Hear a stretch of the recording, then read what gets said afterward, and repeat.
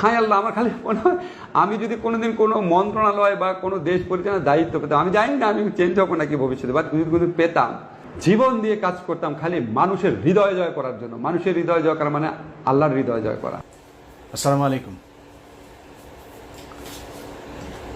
2021 সালে আসিফ নজরুলের পোস্ট, 2024 সালে এসে ভুলে গিয়েছেন।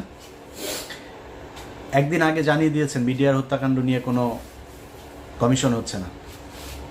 2 দিন আগে আমার সব শেষ ইউটিউবের যে ভিডিও, সেখানে বলেছিলাম এবং চ্যালেঞ্জ দিয়ে বলেছিলাম যে মিডিয়ার হত্যাকাণ্ড নিয়ে কোনো কমিশন হচ্ছে না। আমি আগে জানলাম কিভাবে?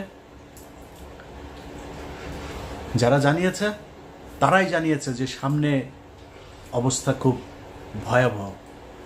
বিএনপি, জামায়াত সহ অনেক লোকজন আছেন, তাদের কিছু কিছু লোকজন মুখ পুষা ফেলেন যে ইলিয়াস ভাই হলো গিয়ে আমাদের শত্রু, ইলিয়াস ভাই মনে হয় নতুন কিছু বোধহয় চায়।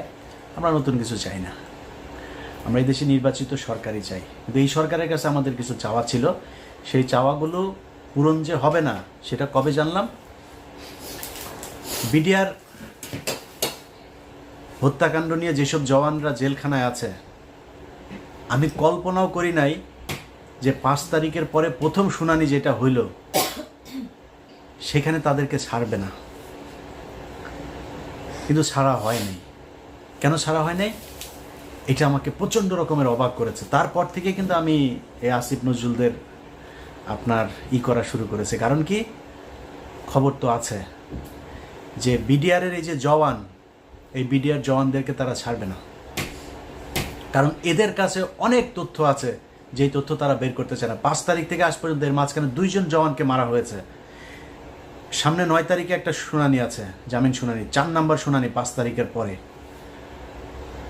3টা শুনানির ভেতরে যে ছাত্র নেতারা আছেন, সমন্বয়করা, তাদেরকেও আমি বলেছি যে ওদের শুনানির দিন যাবেন। সব শেষ শুনানিতেও তাদেরকে খুব অনুরোধ করেছিলাম যাবেন, কেউ যায় নাই, কোনো মিডিয়াও যায় না, তাদেরকে না করে দেওয়া হয় এসব বেশি আলোচনায় না আনতে।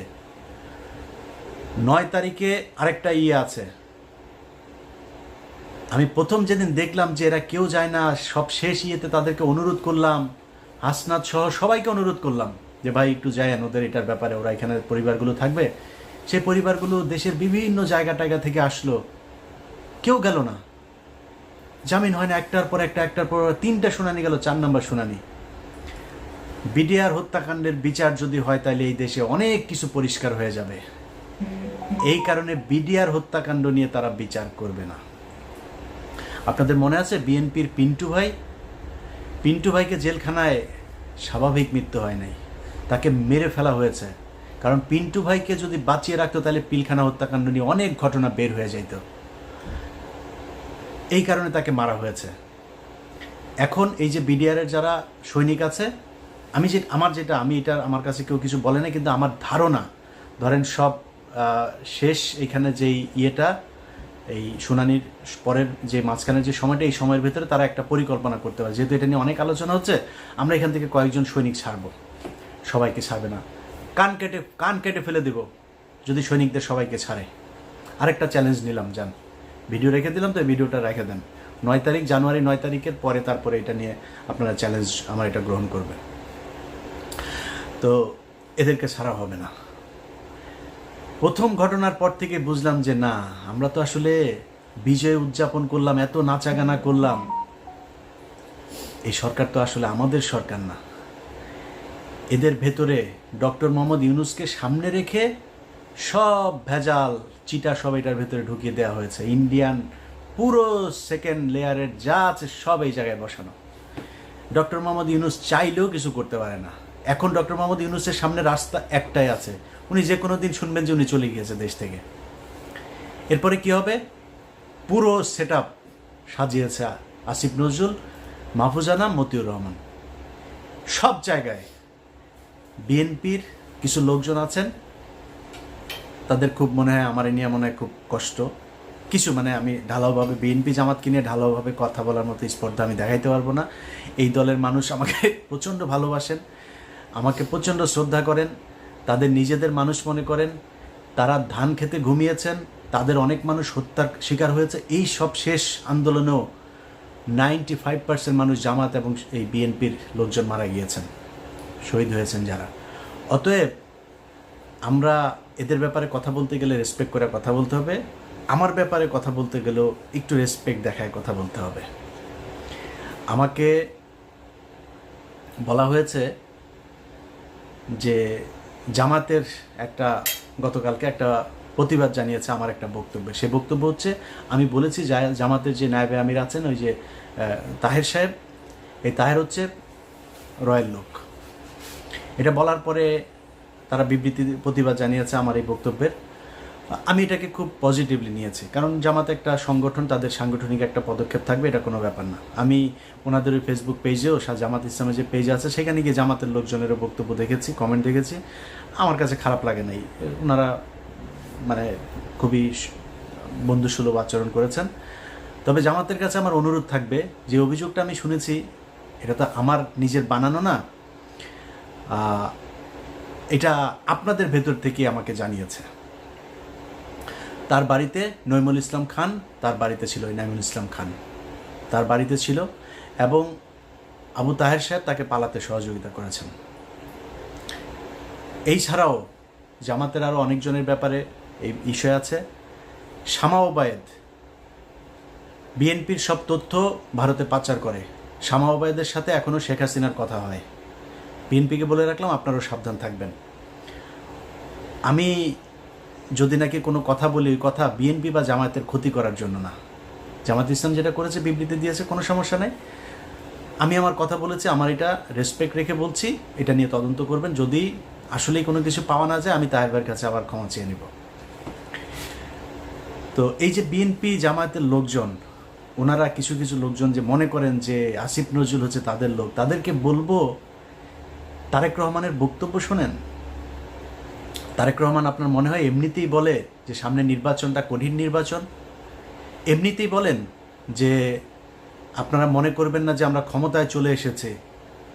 এগুলো এমনি বলে না, কিন্তু তারেক রহমান খবরগুলো জানে যে তারেক রহমানকে মাইনাস করার জন্য কত ষড়যন্ত্র চলছে, এবং সেইটার পার্ট হচ্ছে এই আসিফ নজরুল, রেজওয়ানা বন্যা, আরেকটা আছে ওদের সাথে ওয়াহিদ মাহমুদ, তো নামটা ভুল করছি কিনা জানি না। এই গং গত সপ্তাহে এই ডক্টর মোহাম্মদ ইউনুস তিনি বলেছেন যে 25-এর মাঝামাঝি বা শেষের দিকে আমরা একটা নির্বাচনের দিকে করি। তিনারা যাবেন না, তিনাদের কথা 26-এর শেষে গিয়ে আমরা চিন্তা করব। এর মাঝখানে সেট আপ শেষ হয়ে যাবে, সব শেষ। বিএনপির ভাইদেরকে বলতে চাই, সব শেষ। দুদকের একজন চেয়ারম্যান আপনাদের দলের ক্যান্ডিডেট ছিল, সে বিএনপি করে না, খুব সৎ মানুষ। বিএনপির ওই চয়েসটা ভয়ঙ্কর রকমের খুবই সুন্দর একটা ছিল। এই আমার জীবনে আমি যত মানুষ সম্পর্কে জানি, একজন মানুষ হিসাবে জানতে পারি, এই বিচারক মোতাহার হোসেন তাদের মধ্যে একজন সৎ মানুষ। এই মানুষটাকে হইতে দেয় নাই আসিফ নজরুল, এই রেজওয়ানা বন্যা, ওয়াহিদ মাহমুদেরা হইতে দেয় নাই। ইভেন ডক্টর মোহাম্মদ ইউনুসও চেয়েছিল হোক, তাকে হইতে দেওয়া হয়নি। অতএব বিএনপির লোকজন খুব সাবধানে কথা বলেন।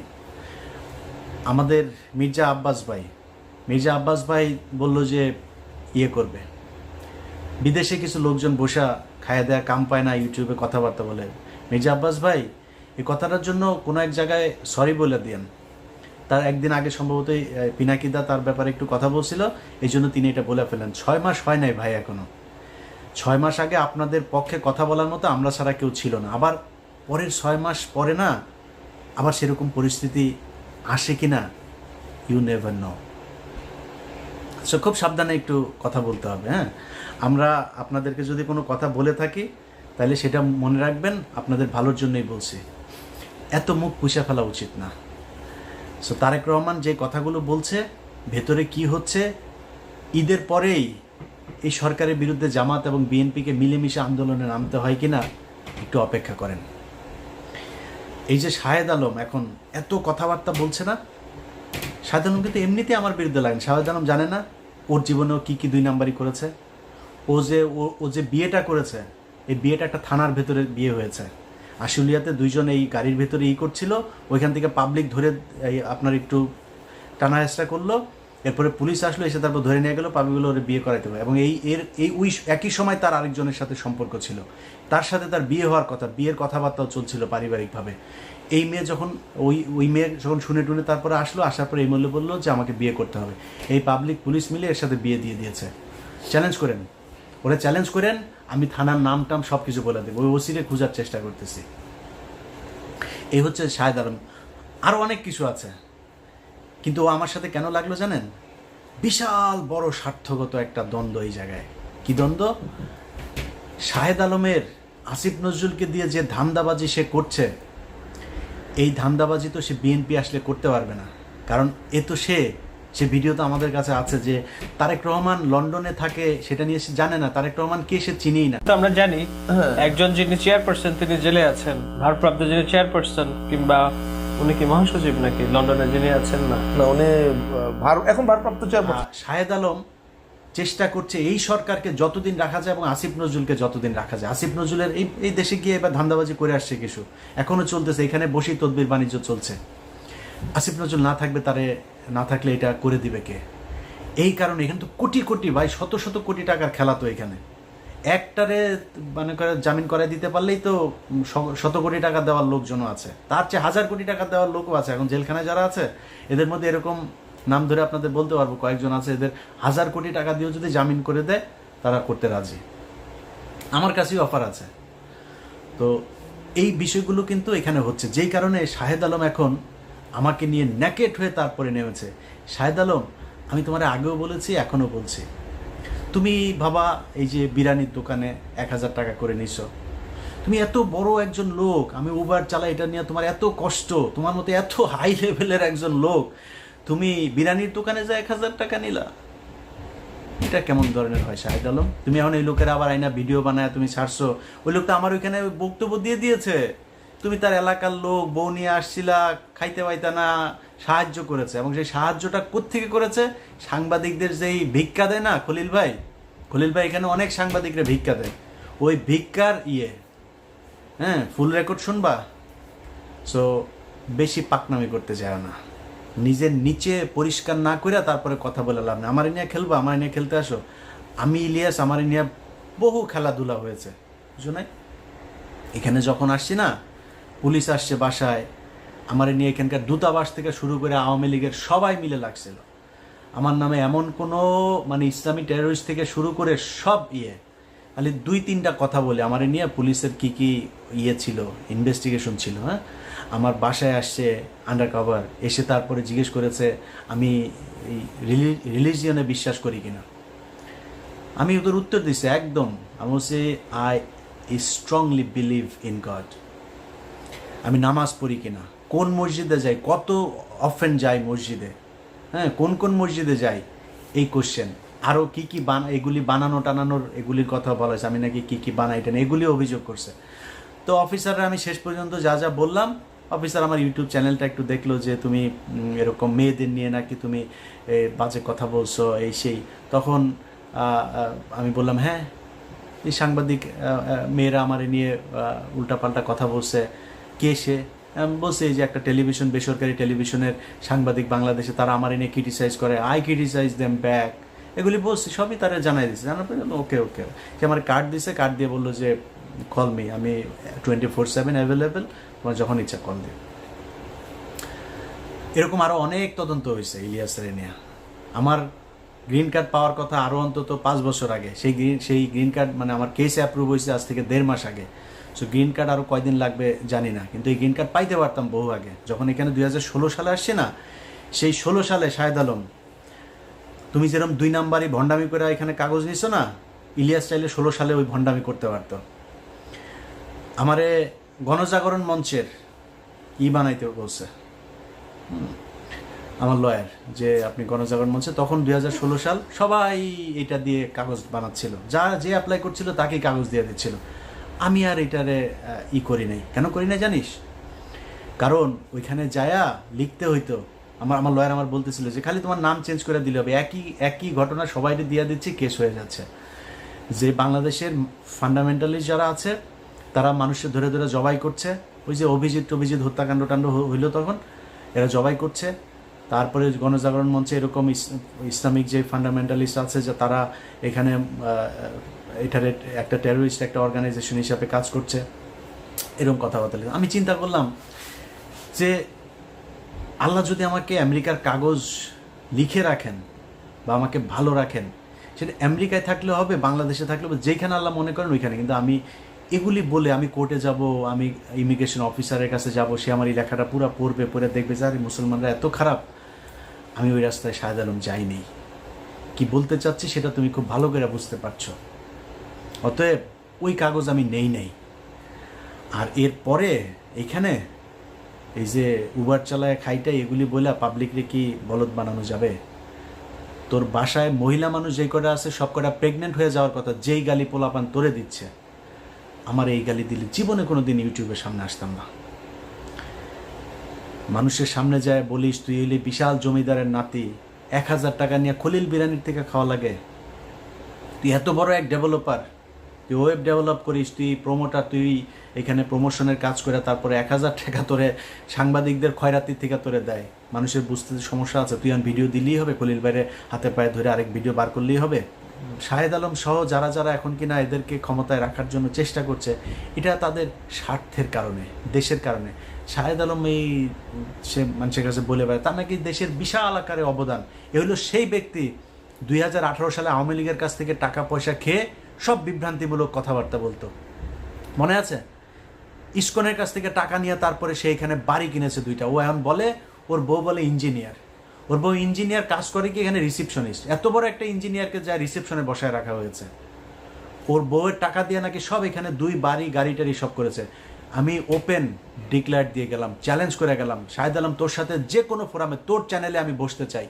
আমি আমার ট্যাক্স ফাইল থেকে শুরু করে আমি আমার স্বচ্ছতা নিয়ে আসবার। তোর বউ ইনজানুয়ার একটা আছে না, তোর বউ ইনজানুয়ার কোন জায়গায় ইনজানুয়ারি করে তারপরে এই তোর বাড়ি 2টা করে দিল, ট্যাক্স ফাইল দেখা। এই দেশে তোর বউর মতো এত বিশাল বিশাল বড় একজন নাসার ইঞ্জিনিয়ারে তো তুই করতে পারবি না, তাই না? টাকা ছাড়া তো ক্যাশে তো আর টাকা দেয়নি, তাই না? চেকের মাধ্যমে টাকা দিয়েছে। সো চেক আছে, চেক দেখাইস, কান কেটে ফেলবো। এখন তোর বাপ আসিফ নজরুলের কাছ থেকে আরও ধান্দাবাজি করে আরও বাড়ি করার চিন্তা ভাবনা করছিস। সো এইসব টাকা পয়সা তো বের হয়ে যাবে এক সময়। সম্মান আর টাকা পয়সা সব একসাথে পাওয়া যায় না। আপনারা এখন এইখানে প্রথম আলোর সব সেট আপ বসায় দিয়ে যাবেন, যতদিন সম্ভব বিএনপি বা জামাতকে ক্ষমতায় আসতে দেওয়া যাবে না, আপনারা এখানে বসে বসে খাবেন, এইভাবে চলতে দেওয়া যাবে না। বিডিআর হত্যাকাণ্ডের প্রতিটা পরতে পরতে ইন্ডিয়া জড়িত থাকা, আওয়ামী লীগের যে নীল নকশা সেটা জড়িয়ে আছে। সাগর রুনিনিয়ানা বলে বিচার করেন, আসিফ নজরুল প্যান্ট ভিজায় ফেলতো সাগর রুনিরে নিয়ে কথা বলতে বলতে, কই সেই বিচার? শাপলা চত্বর হত্যাকাণ্ড, কই সেই বিচার?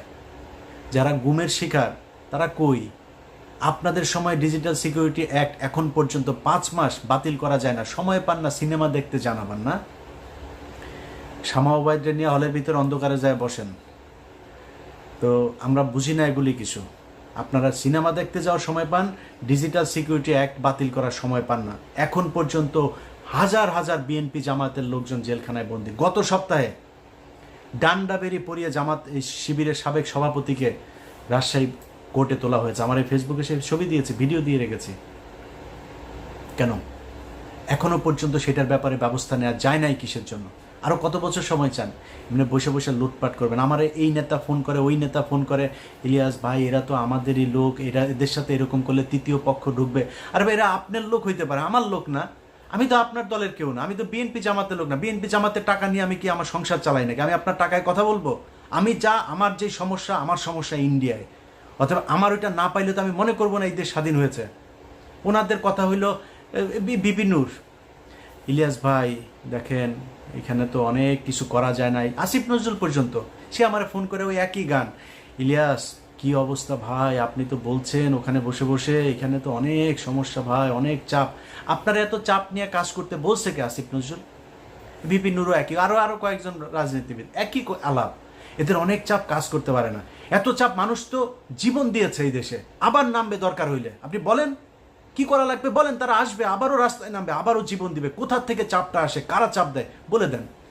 এইভাবে চাপ মনে মনে আপনি চাপ মনে করায় তারপরে সবাই মিলেমিশে ভাগ বাটোয়ারা করে খাবেন। এই জন্য 2000 মানুষ জীবন দেয়নি।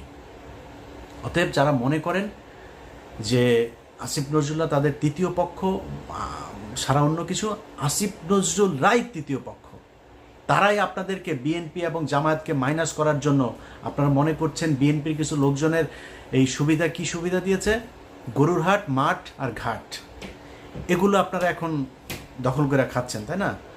তো এটা খেয়েই খুশি। আর কিছু মামলা বাণিজ্য, তদবির বাণিজ্য টাণিজ্য হচ্ছে ওই জায়গায়, এইসব এই 2 নাম্বারই কিছু কাজ, আর কিছু জায়গায় চাঁদাবাজিও হচ্ছে, এগুলো করে বিএনপি জামায়াত খুশি।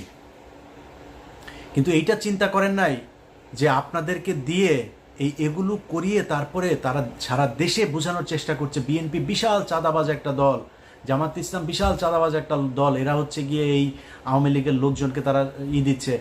এই মিডিয়া, সেই মিডিয়া যারা কিনা আপনাদের কথা বলেন, আপনাদের নাম তারেক রহমানের বক্তব্য চালায় না এরা, তারেক রহমানের নাম বলার আগে তাকে খাম্বা টাম্বা এগুলো বলে কথা বলতো, মনে নাই? এই মিডিয়া সেই মিডিয়া একটাও চেঞ্জ করে নাই, সব ওই জায়গাতেই আছে, শুধু সময়ের অপেক্ষায় আছে। সব সেট ঠিক হইলে এই যে চিন্তা করছেন না, সব কিছু চেঞ্জ হয়ে যাবে। এই যে গোয়েন্দা সংস্থা, আপনার কি মনে হয়? মানব জমিন নিউজ করেছে, দেখেছেন গত পরশুদিন কি বলেছে তারা?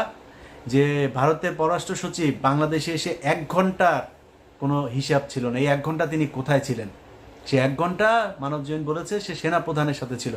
কেন? ডক্টর ইউনূসকে বাইপাস করে সেনাপ্রধানের সাথে পররাষ্ট্র সচিবের এই বৈঠক কে করিয়ে দিয়েছে? এটা খুঁজে বের করতে হবে। যারা মনে করছেন তৃতীয় পক্ষ, দিন যত যাবে তত বিএনপি এবং জামায়াতের জন্য এই দেশ কঠিন হয়ে দাঁড়াবে। যারা মনে করেন যে না, ওদেরকে আরও সময় দেওয়া উচিত, এই ইলিয়াস ভাই এখন এত এইসব নিয়ে কথা বলার দরকার নাই, আচ্ছা ধরেন দুর্নীতি দমন কমিশন সব শেষ, যেটা বিএনপি চেয়েছিল একজনকে বসতে দেয়নি। পুলিশের ভেতরে আপনি দেখেন ডিএমপি কমিশনার, আইজিপি, কেন বাইরের থেকে আনতে হবে কেন? পুলিশের ভেতরে ডেডিকেটেড ছিল না, ডিপ্রাইভড অফিসার ছিল না, যারা কিনা মনে করেন যে একজন এসপি আছে, ডিআইজি আছে, তারা কি প্রমোশন দিয়ে উঠানো যেত না? বাইরের থেকে কেন আনতে হইলো?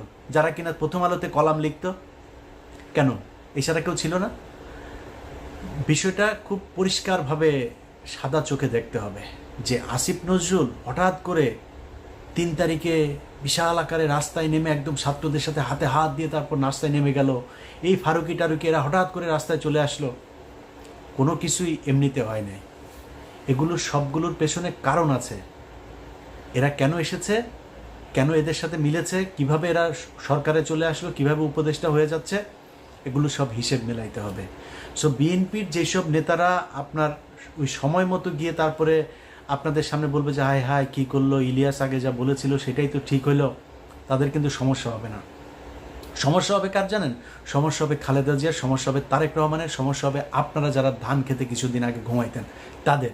একই রকম জামাতের নেতাদের উপরে আবারও চরম, এই যে ডাক্তার শফিকুর রহমান থেকে শুরু করে ডাক্তার শফিকুল ইসলাম মাসুদ, যারা যারা আছে, কি টর্চার, কি নির্যাতন এদেরকে সহ্য করতে। এখন পর্যন্ত এটিএম আজহার ভাই কেন জেলখানায়, গোলাম পারওয়ার কি কষ্ট সহ্য করেছে, মানে জামিন হয়েছে, জামিন হওয়ার পরে আবার ঢুকিয়ে রেখেছে, পুরো সময়টাই জেলখানায়। কিন্তু কিছু নেতা যাদেরকে নিয়ে আমরা কথা বলি, তাহের মিয়ার তো কিছু হয় নাই, তাহের মিয়ার খুব বেশি কষ্ট সহ্য করা লাগে নাই। এগুলো একটু হিসাব মেলাইতে হবে যে কাদের সাথে এদেরই ছিল। ডক্টর আসিফ নজরুল ঢাকা বিশ্ববিদ্যালয়ের মতো জায়গায় থাকে, ছাত্রলীগ গিয়েও তারা একদিন একটা গুতা দেয় নাই। কারা তাদেরকে মেসেজ দিয়ে রেখেছে যে আসিফ নজরুলকে কিছু বলা যাবে না, একদিন জেলখানায় যাইতে হইল না, এত বড় বড় কথাবার্তা বলেও। আমি এটা নিয়ে ঘাটাঘাটি করতে চাই না। আর কথা হইল যে দেশ স্বাধীন হয়েছে, এখন আমাদের হাতে সময় আছে। আমরা এই সাগররুনি হত্যাকাণ্ড বলেন, শাপলা চত্বরের হত্যাকাণ্ড বলেন, গুম, যারা এখন পর্যন্ত জেলখানায় আছে, বিডিআরের জওয়ান, বিডিআরের অফিসার যাদেরকে হত্যা করা হয়েছে সেটার বিচার, এই সবগুলোর বিচার হইতে হবে। 21শে আগস্ট থেকে শুরু করে উদিচি, ছায়ানট, যেখানে যেখানে বোমা হামলা হয়েছে এগুলোর বিচার হইতে হবে। শুধু বিএনপির লোকজনকে আপনি এখান থেকে মামলা থেকে অব্যাহতি দিবেন ন, এটার তদন্ত হইতে হবে কারা করেছে। তারেক রহমান করে নাই, লুৎফুজ্জামান বাবর করে নাই, তাহলে করেছে কারা? এদের ভেতরে একটা বিশাল আকারের আপনি সবটা যদি চিন্তা করেন না, দেখবেন ইন্ডিয়ার জায়গাগুলোতে হাত দেওয়া হচ্ছে না। আপনি দেখেন বিডিআরের জওয়ান, তাদেরকে ছাড়া হচ্ছে না।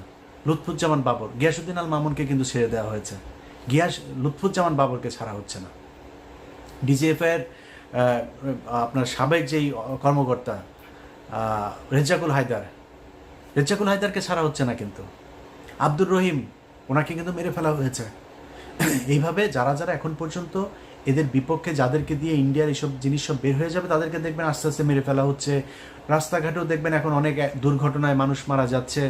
এগুলো এইভাবে খুব সুপরিকল্পিতভাবে তারা তাদের জায়গাগুলো পরিষ্কার করছে, খালি দেখছে যে কারা আমাদের বিপক্ষে, তারপরে তারা ঠিকই আবার ছোবল দেবে। যাই হোক দর্শক, আপনাদেরকে আমার শেষ যে বক্তব্য সেটা আমি আপনাদের জানাইতে চাই।